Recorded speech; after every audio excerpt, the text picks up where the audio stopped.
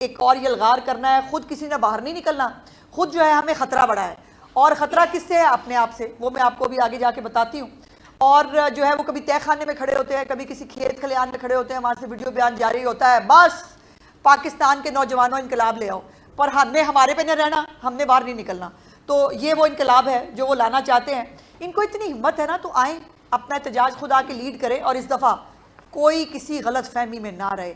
पाकिस्तान के खिलाफ ये जो ऐलान जंग है, मैं कैटेगोरिकली कहना चाहती हूँ कि कल तहरीक फसाद ने पाकिस्तान की रियासत के खिलाफ ऐलान जंग किया है, पाकिस्तान की अवाम की तरक्की और खुशहाली के खिलाफ ऐलान जंग किया है, पाकिस्तान की खारजा पॉलिसी, पाकिस्तान के दूसरे मुल्कों से ताल्लुकात, उसके खिलाफ ऐलान जंग किया है।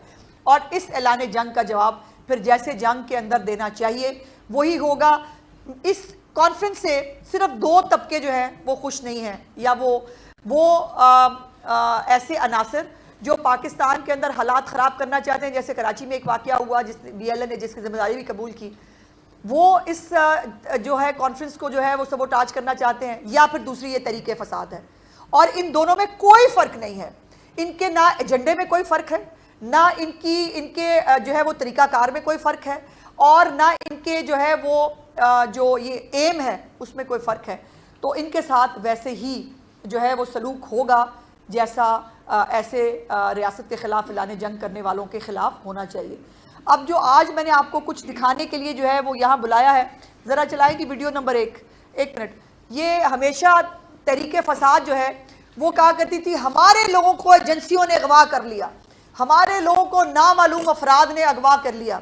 अब इनके अपने लोग जो हैं, इनके अपने MNAs जो हैं, उनके रिश्तेदार अब जो है वो बयान जारी कर रहे हैं, उनके वीडियो बयानात सामने आ रहे हैं जिसके अंदर वो कह रहे हैं कि उनके जो लोग हैं उनको अगवा किया गया है।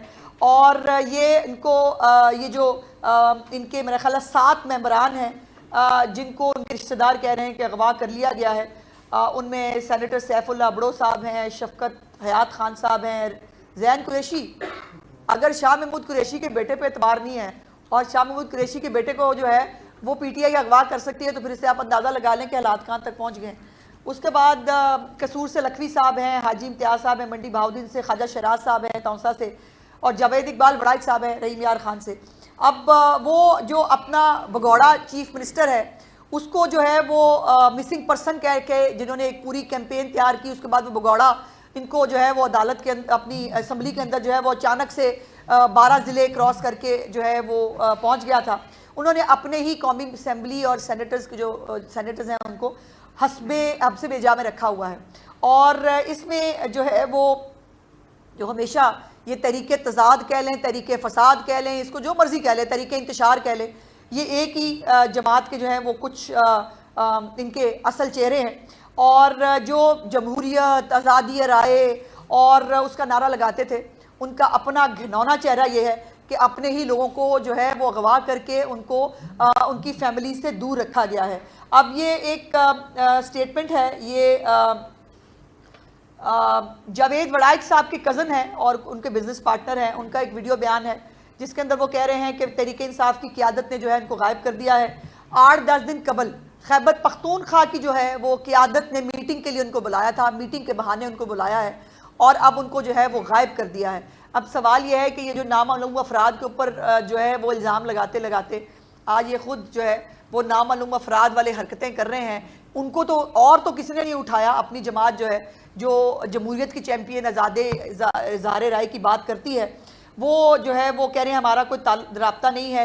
ये ज़रा एक चला के दिखाएं जी, ये ज़रा सुने कि वो क्या कह रहे हैं। आवाज़ ऊँची कर। जावेद बड़ाइक मेरे अजीज और मेरे बचपन के दोस्त हैं।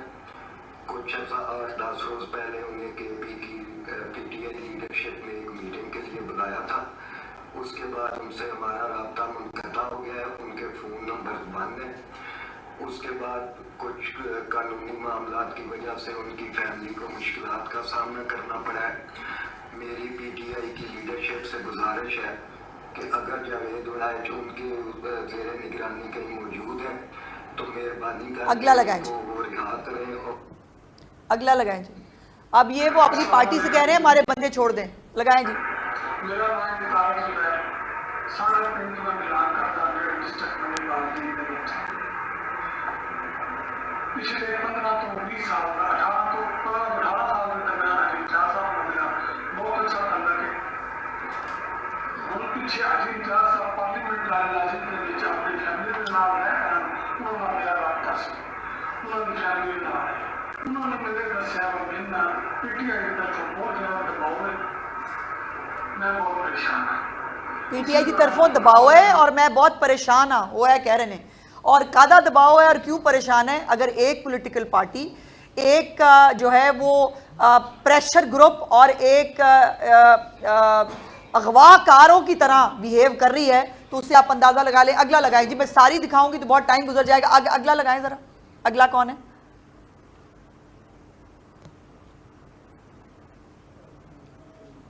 और वो अपनी पार्टी से और वो गुजारिश कर रहे हैं कि हमारे लोगों को आपने हफ्से बेजा में रखा है, हमारे लोगों को आपने अगवा किया है, बराए मेहरबानी उनको छोड़ दिया जाए। ये हो गई, अगली लगाएं।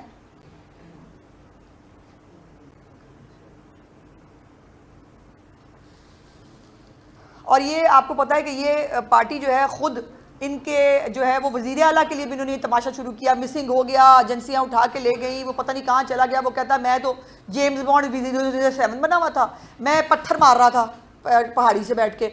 यकीन माने ऐसी तो जो इंडियन तमिल फिल्में हैं ना उसके बारे में बड़ा लोग मजाक उड़ाते हैं कि बड़ी अलिफ लैला वाली फिल्में होती हैं, ये उससे भी 4 हाथ आगे निकले हैं कि वो कह रहा है मैं पहाड़ी पर बैठा था और वहाँ से मैं पत्थर मार रहा था। अब अली अमीन गंडापुर को कोई बंदा पहचानता नहीं है, अंदाज़ा लगा लें आप इस बात का। और वो जो है वो 12 ज़िले वो फिर के जो है वो पहुंच रहे थे। ये लगाएं, ये लगाएं। मैं पीटीआई लीडरशिप से गुजारिश करता हूँ, मेरे कज़न ख्वाजा शिराज जो कि इलाके के मुंतखब नुमाइंदे हैं, पीटीआई वालों ने कुछ अरसे से छुपाया हुआ है। मेरी गुजारिश है कि उनको अपने इलाके में आने दिया जाए, ये उनका एक सियासी हक है और उनको इस हक से महरूम रखें। आगे करें जी, अगली दिखाएं। अस्सलाम वालेकुम, मेरा नाम नज़ीर अहमद है ते मैं एमएनए शक्कर दवान दा मामा करना और ते बड़ी दी देखभाल करना ते उस पीटीआई ने केबी के विच काफी दिहाड़े तो छुपा के रखा। मेरी सारे नाल गुजारिश है कि साडी आवाज पीटीआई की क़यादत ਨੂੰ पहुंचा दे ते मेरे भांजे ਨੂੰ वापस जाने का साडी मदद करो। ठीक है, आखिर पीटीआई ये चंद जो है वो टेस्टिमनीज हैं। ये वो लोग हैं जो अपनी फैमिलीज़ के लिए परेशान हैं, अपने दोस्त अहबाब के लिए परेशान हैं। और आप इनकी बढ़ के सुने, टीवी पे बैठ के कहेंगे हम सब मुत्तहिद हैं, इमरान खान की लीडरशिप के नीचे जो है वो सब जो है वो और हमारे नंबर पूरे हैं, हमें कोई प्रॉब्लम नहीं। और ये इस तरह से पिन पॉइंट करके अपने खुद के एमएनएज़ और सेनेटर्स को जो है वो इस तरह से अगवा कर लेना इनकी अपनी जो हालात हैं उसका पोल खोल रहा है और ये साबित कर रहा है कि ये फाशिस्ट जमात अपना एजेंडा टो करने के लिए किसी भी हद तक जा सकती है। अब मुझे समझ नहीं आ रहा कि ये जो बेचारों का रोना धोना है इसकी गुजारिश किससे की जाए। स्टेट को, जो पाकिस्तान के इदारे हैं, उन सबको इसका नोटिस लेना चाहिए। इन लोगों को जो ये एमएनएज़ सेनेटर्स, इनको याद है नहीं कि क्या करते थे, भेड़ बकरियां हैं, इनको जो है वो हफ्से बेजा में रखा जाता है। ये क्या कर रहे हैं? और इनको जो है वो अगर जो अभी तो ये जो फैसला आया था मखसूस नशिस्तों वाला भी, जिसके अंदर पीटीआई खुद जो है वो फरीक भी नहीं थी, लेकिन वो दोबारा फ्लोर क्रॉसिंग की जो इजाज़त दी गई, उन लोगों को कहा जी ठीक है आपने जो जमा कराए थे एफिडेविट को दफ़ा करें, छोड़े पर हम उनको भूल गए, आप पीटीआई में जमा हो जाएं। अब नहीं लोग जाना चाहते पीटीआई के, तो आप उनको अगवा कर लेंगे। अगर लोग पीटीआई का जो है वो एजेंडा टो नहीं करना चाहते, और आपके फसाद से मैं ये बता दूं, जितने भी मुहब्बल वतन लोग हैं वो एमपीएज हो, एमएनएज हो, ख़ास तौर पर अब जो कल रेड लाइन क्रॉस की है, कल की है सही रेड लाइन क्रॉस, कि आप एक मुल्क, एक स्टेट जो अपने मुल्क के अंदर दूसरे मुल्कों को लाकर, और कल आपने देखा कि वज़ीर आज़म पाकिस्तान जो है वो इस्लामाबाद का जो है वो टूर ले रहे थे, खूबसूरत जो है वो वहाँ पर प्लांटेशन की गई है, लाइटिंग की गई है, सजाया गया है ताकि लोग हमारे मुल्क में आएँ, आकर जो है वो इस मुल्क को खूबसूरती को देखें। और ये करना चाहते हैं कि मुल्क में दंगा फसाद हो, मुल्क के अंदर हालात ख़राब हो, और पाकिस्तान के अंदर जो बैरूनी सरमायाकारी आ सकती है, पाकिस्तान की खारजा पॉलिसी जो बेहतर हो सकती है, पाकिस्तान की आम आवाम को जो महंगाई में कमी हो रही है, पाकिस्तान की आम आवाम को जो दवाई मुफ्त मिल रही है, उनके लिए अस्पताल नए बन रहे हैं, उनके लिए अपना घर अपनी छत स्कीम आई है, उनके लिए जो है किसानों को कार्ड्स मिल रहे हैं, उनके लिए ट्रैक्टर स्कीम आ रही है, मतलब नेम इट, IT यूनिवर्सिटी आ रही है, मरियम की दस्तक का प्रोग्राम बहुत तेज़ी से आगे बढ़ रहा है। ये तमाम चीज़ें जब हो रही हैं और आप इन सब के बीच में रुकावटें हायल करना चाहते हैं, वो भी सरकारी वसाइल के साथ, तो मैं सिर्फ जो है वो ये मेरी गुजारिश होगी कि ये तरीके फसाद के एजेंडे से बाज रहे। रियासत जितनी रिस्ट्रेन का मुजाहरा कर सकती थी ना, वो कर चुकी है, और अब पाकिस्तान के मुफाद के ख़िलाफ़ जो ऐलान जंग है उसको ऐलान जंग की तरह ही लिया जाना चाहिए, और जंग के अंदर हम तमाम मुहिब्बुल वतन पाकिस्तानी एक साथ हैं। वो PTI के MNAs MPs भी हों, वो पाकिस्तान के अंदर फसाद के हक़ में नहीं हैं, और ये अब लाइन जो है ये डिवाइड अब लाइन करनी पड़ेगी।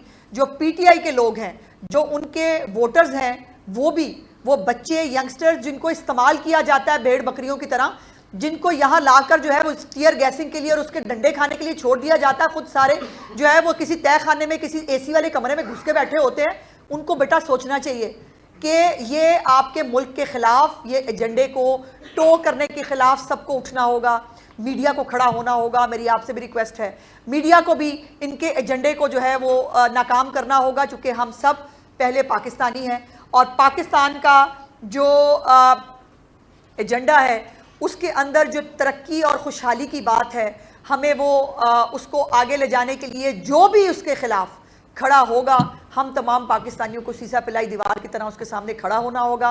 हमें यक ज़बान कहना होगा कि मज़ीद फसाद इस मुल्क जो है उसका मुतहम्मिल नहीं हो सकता। अगर इस फसाद से लोगों को रोटी में कमी तो तुम कर नहीं सकते। खैबर पख्तूनख्वा के अंदर वहाँ से वसाइल लेके आ जाते हो, वहाँ पर रोटी में कमी का मैकेनिज्म तुम्हारे पास मौजूद नहीं है। यहाँ पे आके सीखो मरियम नवाज ने कैसे की है, यहाँ आके देखो कि वहाँ पे जो है वो रोटी में कमी कैसे हो रही है। यहाँ आके देखो रोज़ जो है वो अवामी मफाद के मंसूबे जो है वो बन भी रहे हैं, तकमील तक पहुँच रहे हैं, लोगों को घरों में जो है वो फैसिलिटीज़ मिल रही हैं, और तुम लोगों का एक ही एजेंडा है कि मुल्क के अंदर। और ये बात याद रखना कि ये जो बांग्लादेश मॉडल जो तुम लोगों को दिमाग में समाया था ना, जो जिसकी पिछली नाकाम एपिसोड आपने देखी है कि लोगों को जो है वो डी चौक के करीब जो है वो पहुंचा के उसके बाद गायब हो जाओ, ताकि मॉब जो है वो उसको कोई देखने पूछने वाला ना, और मॉब जो मर्जी करे, और उसके बाद जो है वो हम जो है वो इमरान खान को छुड़ा लेंगे। ऐसे नहीं छूटने वाला इमरान खान। और जो ये जिसने भी प्लान किया है ये दोबारा से 15-16 तारीख को फसाद करने का, उसने अपने पैरों पे कुल्हाड़ी मारी है। और ये जो बेचारे गरीब हैं जिनके लोगों को अगवा किया गया है, इन लोगों को जो है रियासत को, इन मुअज़्ज़ज़ MPAs MNAs सेनेटर्स, इनको रिहा कराने के लिए जो भी इक़दाम हो सकते हैं वो ज़रूर उठाने चाहिए। बहुत आपने भी अपने प्रेस कॉन्फ्रेंस में कहा कि पाकिस्तान तहरीक-ए-इंसाफ ने मादी में भी मुल्क दुश्मनी का मुजाहरा किया, अब MNA अगवा किए जा रहे हैं, आलमी कॉन्फ्रेंस के मौके पर जो है फिर गिरफ्तार की जा रही है। तो ऐसी जमात अगर वो वाकई तहरीक फसाद है तो उस पर पाबंदी क्यों नहीं हुकूमत लगा रही? और एक तजवीज़ पहले भी पंजाब काबीना के पास ऐसी आई थी, उस पर अमल दरामद क्यों रुक गया? देखिए, ये जो मैंने गुजारिश की है कि तमाम पॉलिटिकल पार्टीज़ को, मीडिया को, अदलिया को, जिसको बार बार इनसे मोहब्बत आती है, बार बार इनको लिवरेज मिलती है, बार बार इनको सपोर्ट देते हैं, उन सबको अब यक ज़बान पाकिस्तानी होने का सबूत देना पड़ेगा। हम सबको कहना पड़ेगा कि नहीं, ऐसे नहीं चलेगा। इस मुल्क के ये शंघाई ताउन कॉन्फ्रेंस के बाद अभी वो सऊदी जो है वो डेलीगेशन गया है वापस, अरबों डॉलर के जो है वो मंसूबे हमारे पास यहाँ शुरू करना चाहते हैं। आप मुल्क में सिर्फ इसलिए फसाद करना चाहते हैं कि ये मंसूबे शुरू ना हो या मुल्क के अंदर तरक्की ना आए, तो पाकिस्तानियों को, जो पाकिस्तानी है उसको अपने लिए लाइन डिसाइड करनी पड़ेगी। वो तरक्की और खुशहाली और आवाम के साथ खड़ा होगा, और जो मुल्क फसादी हैं उनको जो है वो उसके बारे में, तो इसके लिए जो पाबंदी है, इसके लिए जो अदलिया है उसको, जो बाकी पॉलिटिकल पार्टीज़ हैं उनको, सबको यक ज़बान फैसला कर लेना चाहिए। इससे ज़्यादा मुल्क दुश्मनी हो नहीं सकती, और अगर इस बात के ऊपर पाबंदी नहीं लग सकती तो फिर अल्लाह जाने कौन सी बातों पर पाबंदी लगनी चाहिए। जी अच्छा, ये बताएं कि अब क्या फिर से नजरबंदियों का सिलसिला शुरू होगा, और वो अगर